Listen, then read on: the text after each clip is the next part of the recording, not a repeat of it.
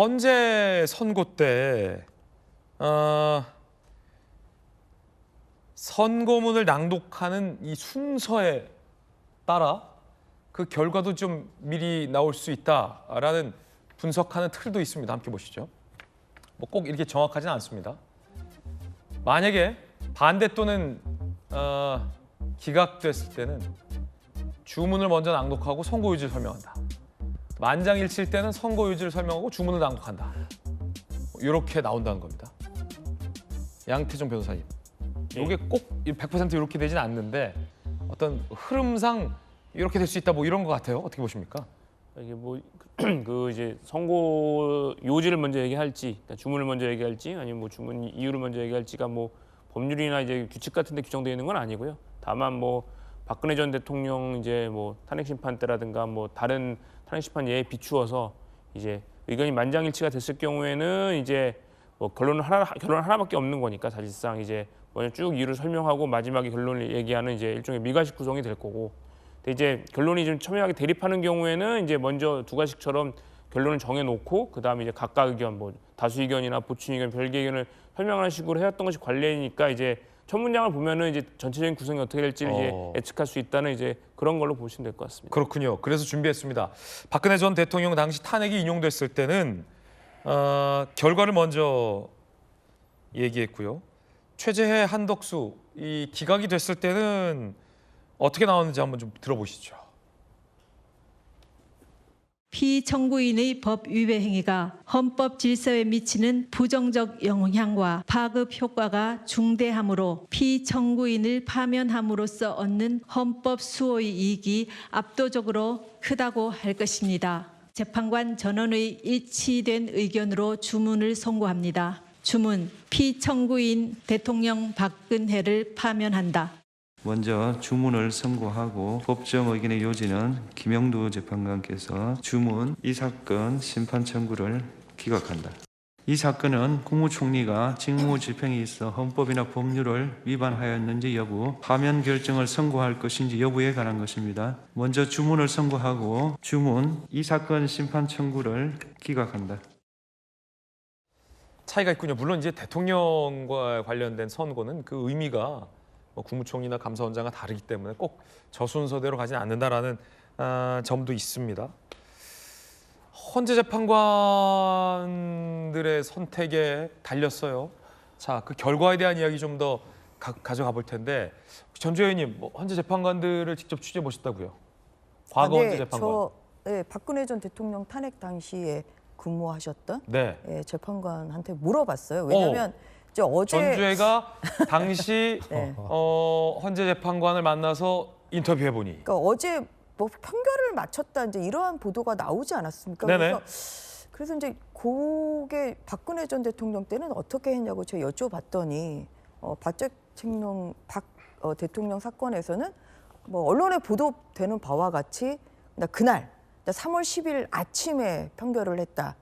그렇게 얘기를 하시더라고요. 그리고 또 하나는 그러면 그 전에 어떠한 그런 뭐 내심을 좀 알 수 있었느냐, 다른 재판관들이 어떻게 생각하는지 대강 뭐 추측은 할 수 있다. 뭐 100% 확신할 수는 없지만 대강 저분 생각이 어떤지는 뭐 이거는 좀 알 수 있겠더라. 두 번째 그런 말씀을 하셨고요. 세 번째는 그러면 결정문 작성이 시간이 너무 촉박한 거 아니냐 여쭤봤더니 이제 뭐 인용 결정문 쓰고 이제 기각 결정문 쓰고 그래서 이제 그것을 중간 중간에 뭐 두 가지 버전으로 해가지고 평의를 하면서 좀 감수를 하신다는 거예요. 네. 그래서 한다. 그렇기 때문에 이제 그날 당일 아침에 판결을 함에도 불구하고 바로 최종적인 결정문이 선고가 가능한 것이고 그래서 지금도 좀 예측할 수 있는 거는 뭐 인용 결정문, 뭐 기각 결정문, 각하 결정문 저는 이번에는 세 가지 버전으로 지금 작성이 돼 있을 거라고 작성은 다 돼 있다. 생각을 하고요. 그런데 이거를 이제 뭐 예를 들어서 뭐 어떠한 그런 뭐 각하 결정문에 이렇게 뭐 인용하고 기각하고 합쳐서 합의체를 만들 수는 없을 것 같고 그건 너무 보안 유지가 안 되는 상황이기 때문에 그래서 뭐 인용, 뭐 기각, 그 각하 결정문을 근데 이것은 초안일 뿐이니까 그러니까 TF에 있는 연구관들이 작성해온 초안을 가지고 세 가지 버전을 평의를 하면서 계속 감수를 하고 그거는 그 감수는 그 모든 재판관들이 같이 참여를 한다고 얘기를 하더라고요. 그래서 현재 상황은 이런 그 세 가지 버전의 결정문을 그 나름대로 또 보완을 하면서 수정을 네. 하면서 지금 감수하고 있는 상황 그렇군요. 아닌가 싶습니다. 그렇군요. 그렇다면 오늘 조간신문에 헌법 전문가들의 전망이 좀 인터뷰되어 있습니다. 헌법 전문가들은 어떻게 전망하는지도 함께 보시죠. 자, 저희 돌직구쇼 이 전문가들의 어떤 전망치는 앞서 소개해드렸고, 자, 먼저 기각 각하될 것이다라고 전망한 분들입니다. 이인호 중앙대 법대 교수님, 대통령 권한 내의 계엄이고 중대한 헌법과 위반 없다. 대통령 파면할 정도의 사유에 이르지 않는다라고 기각을 전망했습니다. 장영수 고려대 교수, 수사기록 증거 인정 여부를 두고 이견이 나왔을 것이다. 기각됐을 것이다. 라고 전망했고요. 지성우 성균관대 교수는요. 탄핵 심판 절차의 중대 하자가 다수이다. 각하될 것이다. 라고 전망했습니다. 자, 김선택 고려대 명예교수는요. 국회 선관위 침탈 등이 명백한 위헌이다라며 인용될 것이라고 전망했고요. 한상희 건국대 명예교수는요. 헌재가 계엄의 불법성을 판단했다라고 주장했습니다. 방승주 한양대 교수는요. 중대한 헌정 파괴이다. 좌우 문제가 아니다라면서 인용을 전망했습니다. 전문가들 사이에서도 기각과 각하, 인용의 어떤 법리 판단이 엇갈리고 있는 그런 상황입니다. 정익진 변호사님 어떻게 보십니까? 글쎄요, 뭐 제가 어떻게 보는 게 중요한 것 같지는 않고요. 오히려 제가 그 읽은 것 중에 황도수 교수님이 제 생각에는 이론과 실무에 제일 밝은 분이거든요. 왜냐하면 저기 조금 전에 소개된 그 교수님들도 계시지만 황도수 교수님은 대학 교수이기도 하면서 헌법연구관을 15년가량 그렇게 오랫동안 하셨기 때문에 그런데 황도수 교수님이 글을 잘 써놨어요. 어떻게 썼는가? 네. 핵심은 무엇이냐? 두 가지 아니었겠습니까? 계엄이 제대로 됐었던 것이냐? 그다음에 내란죄가 성립할 것이냐? 만약에 내란죄가 이렇게 이제 빠져가지고 소추사실의 동일성이 없다라고 하면요. 더 이상 볼 것도 없이 이거는 각하입니다. 그런데 그렇게 보시는 분들이 뭐 허영 교수님이나 여러분 계시니까 그다음에 누가 이야기했습니까? 안철수 의원이 뭐라고 그랬습니까? 만약에 지금 같은 상황이었다라고 하면 내가 찬성표 안 던지겠다고 그렇게 이야기했었잖아요. 그만큼 초기보다 지금 헌법재판소 와가지고 윤석열 대통령에 대한 탄핵소추안 자체가 굉장히 많이 오염됐다. 그러니까 각하됐을 가능성도 사실은 있다라고 보고요. 그렇다라고 하면은 남는 게 뭐가 있느냐? 계엄인데 그런데 황도수 교수님 뭐라고 이야기하냐면은 절차적 하자가 있는 것은 사실인 것 같다. 뭐 국무회의가 제대로 정식으로 열린 것 같지도 않고 하지만 그것이 그 2천만 표 가까운 표를 얻은 대통령을 파면할 정도로 중대한 절차적 하자냐? 그거는 아니지 않겠는가? 그러니까 기각 의견 둔 거 아니겠습니까? 그다음에 설령 내란죄가 인정이 된다라고 하더라도 내란죄가 인정이 되려면 국헌분란이 인정이 돼야 되는데 국헌분란을 인정하기에는 조금 전에 여러 교수님들 지적하셨지만 증인 조사도 굉장히 부실했고 증거 조사도 부실했고 심지어 가장 핵심적인 쟁점 중에 하나가 선관위 아니었겠습니까? 그런데 윤 대통령 측에서 선관위 서버 감정 좀 해달라고 3번이나 신청했는데 그거 다 기각해버렸어요. 선관위 감정도 그 서버 감정도 하지 않았습니다. 이런 상황에서 어떻게 저 헌법재판관 8명이 11번 이렇게 졸속으로 재판해가지고 현직 대통령을 파면할 정도의 심증 형성을 할 수가 있었겠는가. 헌법연구관 출신의 그 황도수 교수님은 그렇기 때문에 이거는 기각이 나올 가능성이 크다. 만약에 내가 재판관이라면 기각하겠다. 이런 말씀을 하셨는데 제가 본 의견 중에서는 가장 설득력이 있지 않았나 그런 생각 듭니다. 박수현 의원님 어떻게 보셨습니까? 그러니까 저야 뭐 세 분 다 법률가시고 저만 혼자 이제 민간인인데 민간인이라뇨. 홍보수석도 하시고 도지사 후보시기도 하지 않으셨습니까? 그렇다면 법률가는 민간인이 아니라는 말을 제가 하고 있나요? 네. 그러니까 법률가가 아니라는 뜻입니다. 그러나 그런 측면에서 보면 저는 감히 주장하지만 제 판단이 가장 정확할 수 있겠다는 주장을 해봅니다. 그것은 뭐냐면 아무리 법적인 증거와 법리를 가지고 하는 재판이지만 결과적으로는 이 문제에 대해서 국민이 어떻게 받아들이고 있는가가 가장 중요한 판단 기준이 아니겠습니까? 다시 말씀드리지만 12월 3일 그 내란의 밤에 그 평화롭던 국회에 갑자기 왜 무장 군인이 들어오고 왜 헬기가 안고 전기가 왜 끊어져야 되며 왜 국회의원들의 계엄 해제 의결을 막으려고 하는 시도가 있었는가? 라고 하는 이 한 가지 사실만 보고 봐도 이것이 분명하게 위헌이다라고 하는 것으로 느끼는 것이 대다수 국민들의 저는 일반적인 법상식이다. 저는 그렇게 생각을 합니다.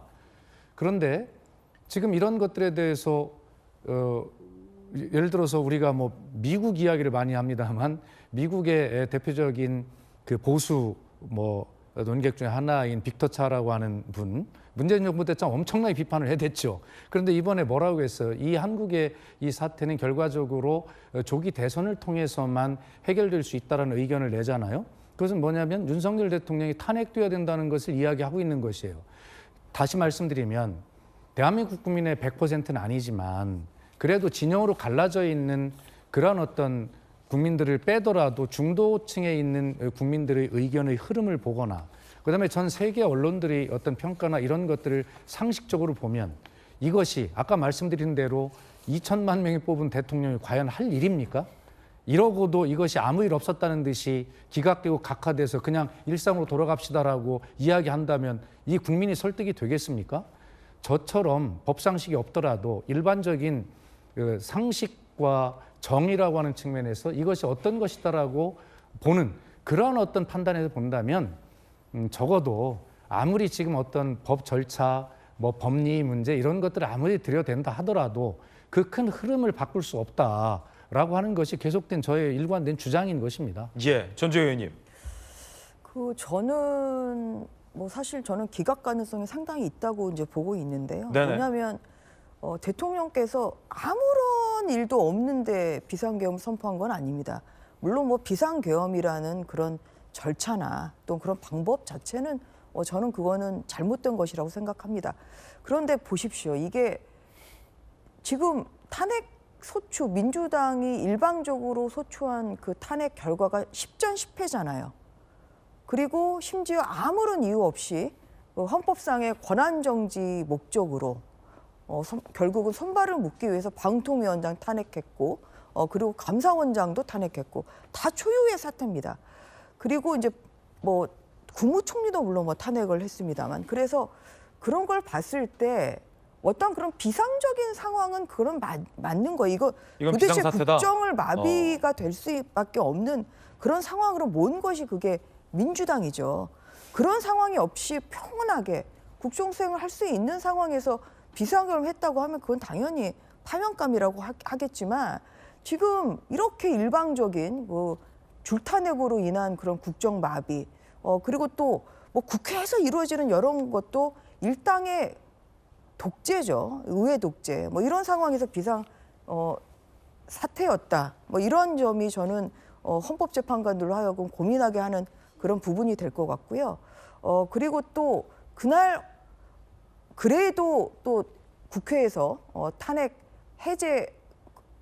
탄핵이 아니라 비상계엄 해제 결정이 내려진 이후에 어쨌든 간에 조용하게 그래도 또 해제가 됐고 계엄군이 철수가 됐고 그런 상황을 저는 종합적으로 판단을 할 거라고 봅니다. 저는 지금 이 초유의 초유는 아닙니다만 이 중차자한 비상계엄 관련한 이 대통령 탄핵에서 가장 중요한 것은 국헌 문란 목적이 있었는지라고 저는 개인적으로 생각합니다. 네. 그리고 이제 민주당이 탄핵 소추 안 해도 국헌 문란 행위라고 분명히 적시를 하고 있기 때문에 국헌 문란 목적이 있었는지 그 행위가 있었는지가 저는 이 사건의 승패를 결정하는 데 있어서 그렇군요. 가장 중요한 부분이라고 생각합니다. 네. 그런 면에서 국헌 문란까지는 저는 같다고 보기는 단정하기가 어렵다. 네. 그래서 저는 인용이 안 될 것이라는 그러한 개인적인 소신을 가지고 있습니다. 그러니까 대통령의 계엄을 선포한 동기가 과연 이 나라를 어지럽게 하기 위한 국헌 문란의 목적이 있느냐 아니면 야당의 어떤 초유의 입법 독재에 대해서 민주주의를 바로잡기 위한 성격이냐에 대한 판단이 중요하다. 양당이 그 지점에서 판단이 지금 다른 상황입니다.